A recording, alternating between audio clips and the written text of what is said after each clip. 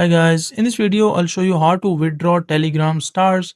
So if I open the Telegram, as you can see, I have opened the Telegram. Just click on the settings, which is on the bottom right corner, and once you go inside the settings, scroll down, and once you scroll down you will see this option called my stars. Just click on this, and as you can see, like I currently have 23 stars, and I see the option to like buy more stars and gift stars to friends and earn stars. There's another option as well.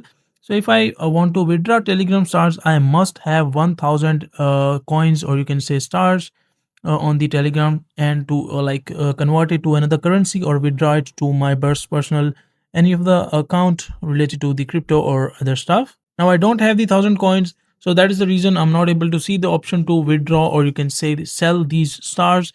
If you have 1000 stars, you will be able to see this option, and once you see this option, you can just click on that button, and after that you can enter the amount of stars you want to sell, and you will be able to withdraw your Telegram stars into your account. So that is a simple and easy process of how you can do that. Make sure do not miss any step, and you will be able to sell or withdraw your coins.